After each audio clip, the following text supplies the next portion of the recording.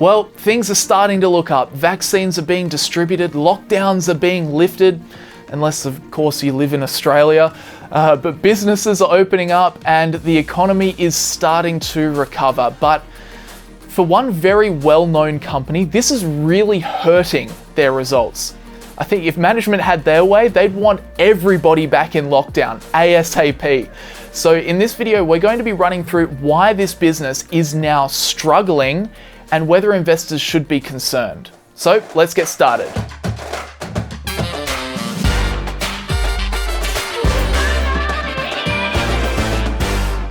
This video is sponsored by Stake. Download the Stake app today and use the referral code AWC to get a free stock when you fund your account.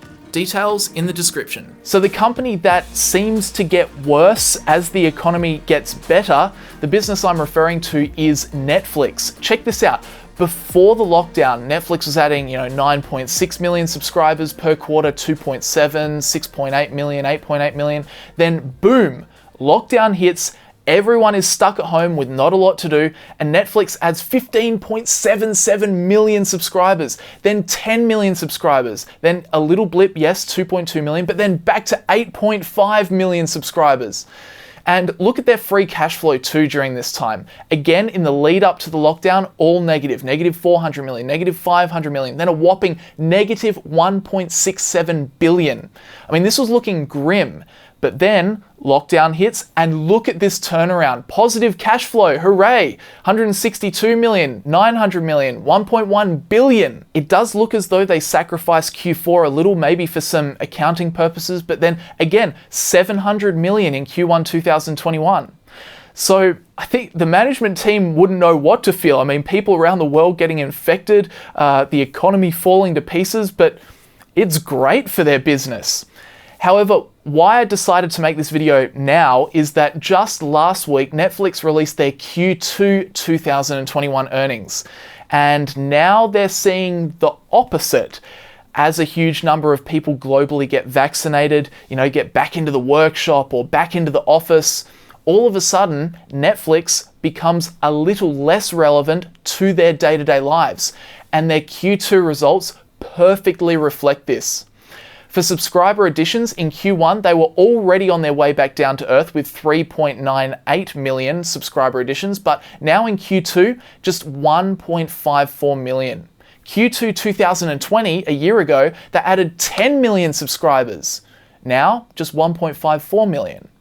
And that trend carries over to their cash flows too. Last quarter, Netflix still managed to produce 692 million in free cash flow. However, this quarter, straight back to the negatives, negative 175 million. So it does seem as though the party is over for Netflix. And to be fair, their management team did say this would happen. They said all throughout 2020 that the amazing increase in subscriber additions was down to a lot of fence sitters that decided to buy the subscription because it was an opportune time to do so. And that would have a negative impact on future growth as all of those fence sitters have already signed up. However, the thing that worries me more it's not so much the subscriptions, but it's the free cash flow. As investors, we always focus on free cash flow. This is the money that the business really makes for the owners after the operating expenses have been paid and the capital expenditures have been made. When it comes to free cash flow, the management team can do stock buybacks with the money, they can pay a dividend, they can pay off some debt, they can add it to the cash pile for next year. There's a lot they can do with it, but really it is the shareholders' money. And usually, no matter how it's allocated, it benefits the shareholders. So we love to see free cash flow really strong as investors. But what concerns me right now about Netflix is if you look back at the past few years' results, it looks as though Netflix needs a once-in-a-lifetime global lockdown where people are literally locked in front of their televisions just for their business to be cash flow positive. If people are stuck at home in lockdown and can't go out with their friends, can't go into the office, can't go to the gym, then yes, Netflix can make money. But as soon as the lockdown eases, life starts getting back to normal, their business model is in the red once again. For me, that's my major concern. And management have said they're getting close to a stable, break-even, free cash flow business model. However, I'm just not sure I believe it. So that's my main concern, the free cash flow. And the reason why consistent negative free cash flow is a concern is because of the debt that they're in. Because Netflix's business model burns money, to keep it going, they need to borrow more money. Then when it burns through that money, they'll borrow more money again. But of course, that money needs to be repaid at some point. Now, Netflix has worked their way along to $15 billion of long-term debt. Now, I want to put it out there that I'm certainly no doomsday predictor for Netflix. In fact, I think in the long run, chances are they'll be totally fine. But this debt does need to be repaid. And granted, debt is very cheap right now. It's fairly easy to pay off. Plus, Netflix has $7 billion of cash in the bank. But what I'm saying is that if the company has a substantial amount of debt, but can't produce consistent positive free cash flow, that should raise some red flags in your brain.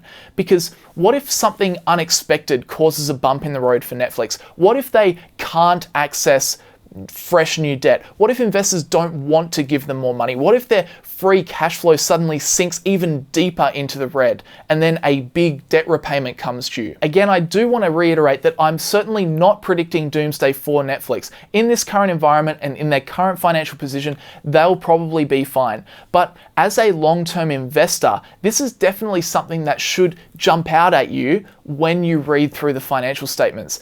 And the reason it should jump out at you is because this is something that may put you in a scenario where you would violate Warren Buffett's rule number 1 of investing, which is don't lose money. As a long-term value investor, yes, of course, we're trying to make money.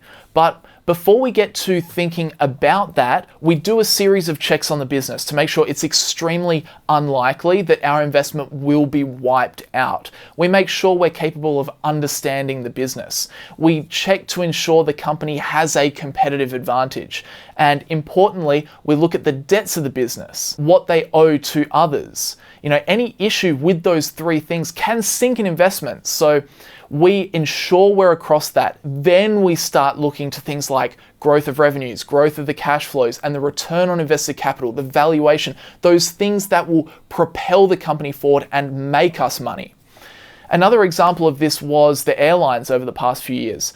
You know, running an airline is obviously really expensive. I mean, these companies have a lot of debt. But in the years prior to 2020, instead of using the golden years to secure their financial position, you know, they used a lot of that free cash flow to buy back their own stock. You know, as a long-term investor, that should have raised a bit of a flag in your mind because of that first rule, you know, don't lose money. At the time, you were probably thinking, well, hang on, what happens if the airlines hit a bump in the road? You know, all this money spent on buybacks could have gone into debt reduction to de-risk the business. Now, of course, you can't predict a global shutdown of air travel. And, you know, obviously hindsight is a beautiful thing, but chances are you still would have questioned whether the buybacks were the smartest thing to do, because of Warren Buffett's first rule of investing. Actually, on the subject of buybacks, just to add a little more fuel on the fire, Netflix actually did a $500 million buyback this quarter as well, which, you know, I thought was pretty funny. Probably not where I would have put the money considering the debt, and also let's not forget the competition, right? The competition that's currently undercutting Netflix right now. But, you know, hey, they did it. But anyway, I'm getting a little bit sidetracked. That's really all that I wanted to discuss in this video. You know, Netflix, I love your product. I watch you all the time.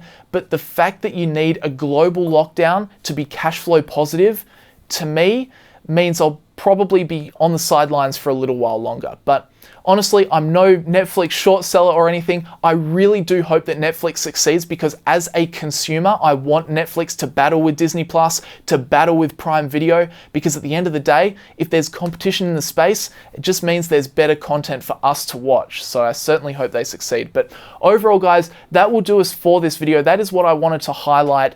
Very interesting, and it's something that you can keep tabs on, you know, quarter after quarter. Watch how Netflix responds, you know, as lockdowns are eased, as life resumes back to normal. Watch that free cash flow. Does it stay negative, or does management actually have a really solid plan to get to a sustained positive free cash flow point?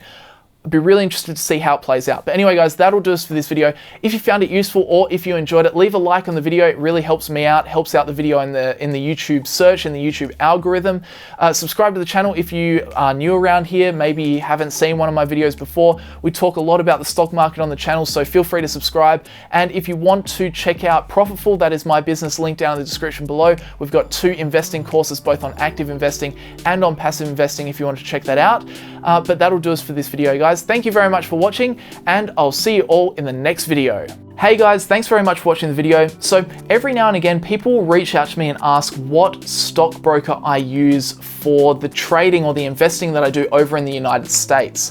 And for that, the brokerage site that I use is Stake. Now, Stake has been a long-term sponsor of this channel, and the reason for that is because I really believe in their platform. So what they offer is they offer a brokerage-free trading platform. So you can buy and sell stocks, US listed stocks, brokerage-free. Now, typically, if you went through, say, ComSec, what you would have to pay is you would have to pay, first of all, a foreign exchange fee, and then you would also have to pay international brokerage fees. Ends up being very expensive. So Stakes still do charge the foreign exchange fee, but once your Australian dollars have been converted over to US dollars, then beyond that, the trading is free. So Stake is the one that I use. I really do like their platform, and of course, the reason that I like partnering with them is they give you guys a really good deal. So if you sign up to Stake using the referral code AWC, wow, that's going back. That's back to Aussie Wealth Creation days, if you remember. So if you sign up using the code AWC and fund your account, you're going to be given 1 free stock. So hey, pretty good bonus. It's better than a poke in the eye. So if you'd like to check that out, check out the links down in the description. Thanks to Stake, as always, for helping make this channel financially viable for me and sponsoring this content. And thanks to you guys for watching. I'll see you guys in the next video.